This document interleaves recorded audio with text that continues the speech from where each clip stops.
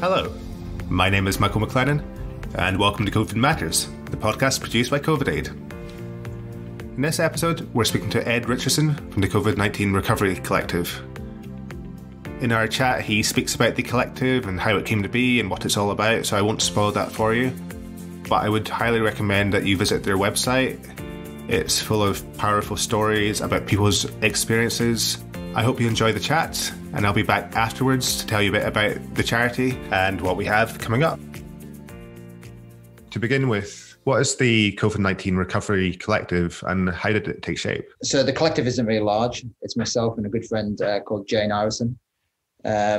We, in the early stages of the pandemic, we both caught COVID, although mine is only suspected COVID, and I'll get onto that in some more detail later on. But Jane works for the NHS and is a nurse, so she was tested almost immediately and had a positive test. And I think we both wanted to do something that we thought was going to have a positive impact for what we saw was happening around us. So after a brief discussion, we decided to start a website that would allow people who potentially had COVID to submit their stories and experience of their lived experience of COVID and how their recovery or lack of recovery was going. I think almost immediately there was a sense that whilst we were, all the media we were reading and so on was that this was a 2-week illness. We were establishing very quickly that lots of people were experiencing illnesses far longer than 2 weeks, and there wasn't that much support there for people. So providing some support and reassurance, I think, was a key part of it, why we decided to start the website. So the website was very simple. It's just an ability for people to submit their own experiences of COVID. But it was a place for other people to come to read stories and reassure themselves that what they were experiencing wasn't unlike what other people were experiencing. And what were the types of stories that started coming in? It's interesting. So I'm sure I'll cover this later stage. We're doing some research on the stories now, and the chronological order of the stories is quite an interesting factor. Mm-hmm. So the stories vary from the beginning to the end. Partly as society and infrastructure and developed around the pandemic and providing better services. But the initial stories were stories of, I wasn't expecting this, and am I alone in this experience?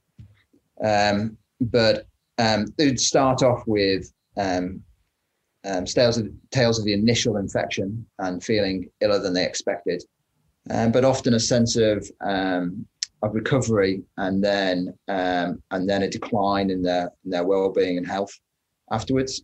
But the stories are very personal because it was affecting a lot of people's family lives and their impact on their work and their day-to-day, as well as their own mental health and physical health. So they were quite moving and emotional stories, but also a sense of wanting to connect with others having the same experience. Mm-hmm. And were there any that you found particularly powerful? Yes. Yeah. There's several stories that brought a tear to my eye. I mean, we've published about 80 stories, but we've had over 100 submitted. Some of the stories we decided not to publish because either we didn't believe they were as relevant, but other stories contained information that we decided not to share in the public space. Mm-hmm. We got some international stories, but yeah, there's several stories that certainly encapsulated a lot of the key factors that we were appearing in the stories. But I think one of the things that I learned from the site and setting up the site and so on was that every story was slightly different, and that to bring any focus on any particular story wasn't the right thing to do because they were very personal and emotive stories for each person that submitted them. Mm-hmm. So whilst in the research, we possibly found ourselves going to 7 or 8 stories that have been submitted, trying to get a wide scope of that sort of qualitative view has been an important part of the way we've sort of reviewed the stories. And has there been anything that's surprised you in terms of maybe the variety of the stories or some of the details? I don't know. I think there was periods of frequency of the submissions was quite interesting. So initially there was a slow pace, and I think we were struggling for impact in terms of accessibility on the internet, because at the time as the pandemic broke, all the big news sites were getting all the search. But over time, the website established its own footprint in search, so people were finding us more. And then there was a couple of periods where we had, on a weekly basis, we were getting 4 or 5 stories submitted, and you sort of, as we came out of the first wave, you were expecting things to slow down, but they didn't slow down at all. Mm-hmm. And I think that started to give you the realization that this wasn't something that was going to be a short-lived experience for anybody. The pandemic wasn't going to be something that was going to be a first wave and we were going to be done by last summer. This was going to be something that was going to be within our society for quite some time. So I think that was surprising. I think severity of some of the illnesses. And I think the other thing that came through early on was this wasn't an illness or disease that was affecting people who were not physically well. This was a disease that was affecting people who were, I'm a keen foal runner, and I knew several people who were very fit and healthy who'd been severely impacted by the infection. Mm-hmm. And then was it December when you then got funding? It was December when we got funding. So we started the site. We started talking about the site in April in 2020. And then I think we published our first story on the 7th of May in 2020. But then over that time, you start these things and you're not quite sure what the outcome is going to be, but you think, okay, well, let's start it and see where it takes us. I think in the back of our minds and so on, we'd always thought about the possibility of doing some qualitative research on the stories that have been submitted. But we never knew how many stories we were going to get submitted or how the site would grow. So you have to develop your objectives as you go along. And by September, October, we were thinking, okay, we've got a good body of data here, and I think it would be interesting to start doing some research on it. And that's when we started looking around for some funding. We made some contact. By that point, a number of the professional healthcare services and also the academic institutions were getting interest in research. So a number of funding opportunities were coming in. And Jane was involved in a number of other bodies that were talking about research. So we were quite in touch with a number of bodies. So yeah, so it was around November when we started looking for funding, and it came through in December. Mm-hmm. And how have things evolved since then? Interestingly,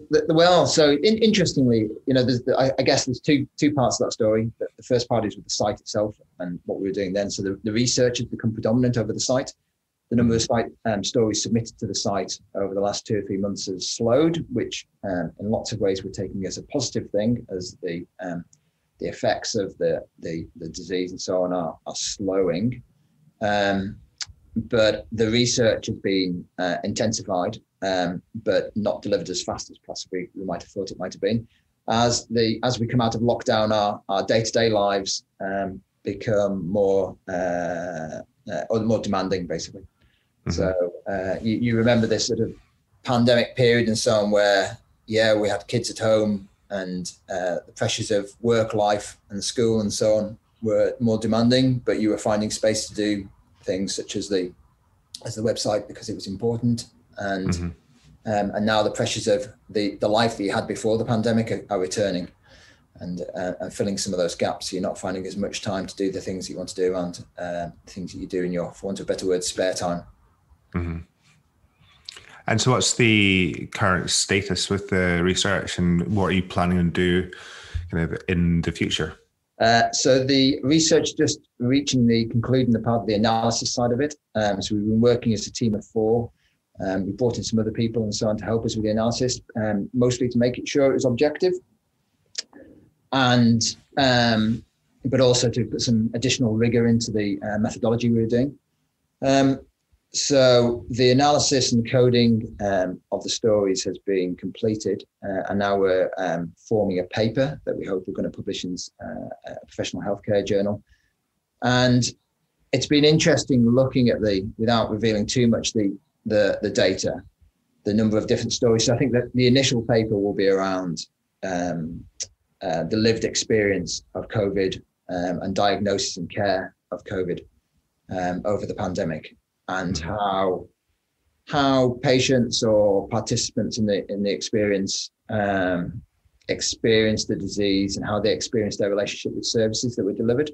I think one of the key things and so on was this was a novella virus, so healthcare services didn't know how to deal with the disease and its symptoms in the first instance. So there was a lot of trying this and trying that. And now healthcare services have developed around that, so they're much more aware of how to deal with the disease. So the hope is that we can draw something from the data that allows people to deal with a potentially similar situation in the future where healthcare services are put under duress from something they've not dealt with before. But I think the other part too, actually, and this is very prevalent for what the conversation we're having right now, is the sense of community that came out of that situation, the sense of people looking to others for support, and how, in some part, digital services filled a gap on a global basis, where people came together to share stories, create communities, reassure each other in a positive fashion over COVID, and how we might. I think the interesting thing was that wasn't facilitated by any government organisation at the time. It took several months before government organisations around the globe really caught up to speed. But how that came out of, I guess, individuals like ourselves who thought there was a need for this, and a series of groups were born that helped people with these services that whilst the government's caught up. Yeah, it's one of those things that I thought when I was looking at the stories on your site and thinking about the nature of recovery, I thought about how fitting it was that it's a recovery collective in the sense that there is something about that collective experience that has really aided people at a difficult time. And I was wondering whether there's something you've personally got from having been able to tell the stories of others and showcase these and be able to highlight them in such a way. Yes, yeah, it's been that's been, from a personal point of view, it's been an interesting journey. I think there was at points there was almost a sense of guilt that the COVID infection that I believe I had was very light in its symptoms. I was off colour, for want of a better word, for about a week, and my daughter felt similar. But then 3 or 4 weeks later, I developed a couple of, so sinus headaches was something that was very prevalent for me. I had a sort of sinus headache that went on for weeks, but also a sense of brain fog. And I spent a fair bit of time on self-reflection myself and trying to establish whether the brain fog was from the pandemic or the experience of the pandemic, or whether it was a symptom of the illness. But at the same time, I wasn't significantly ill. It didn't impact on my day-to-day for a long period of time. It slowed me down at running for a while. But then I was reading stories of people who've been seriously impacted by the illness. And I think that encouraged me more than anything to continue with the work that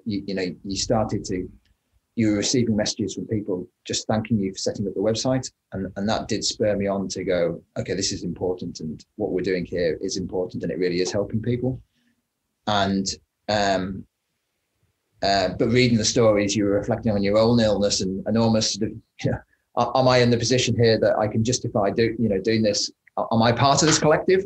But I think you were, and it didn't matter anyway, because you could see the value that people were getting from the stories and submissions on the website, and that was the most important thing to focus on. And then finally, what difference would you like the collective to have made? I think really removing that sense of people being isolated and being alone. I think there was a lot of people who were quite scared and a lot of anxiety and stress caused by the illness. But it wasn't just the illness that was causing the anxiety and stress. I think it was a lack of recognition from professional bodies at the time and governments that this was a much more serious illness than perhaps people had initially thought it had been. And I think by bringing people together and sharing stories and then facilitating others to be able to read those stories was a really important part of the work we were doing. And yeah, so I think that's the thing that, that continued sense of being able to facilitate that, and the hope that, were other things like this to happen in the future, that others and so on would take something from that and realize the benefits of providing services like that. Thanks so much to Ed for his time. As I mentioned, if you haven't already been there, I would highly recommend checking out the COVID-19 Recovery Collective website. It's full of really powerful stories. I'll include a link to it in our show notes so you can find out more and pay a visit. If you haven't heard of COVIDaid, we are the UK's new national COVID-19 charity. We launched in May 2021, looking to support all those who've been affected by the pandemic. You can find out more about us at covidaidcharity.org. That is covidaidcharity.org, or search for COVIDaid Charity on social media. Thanks for listening, and we'll be back soon.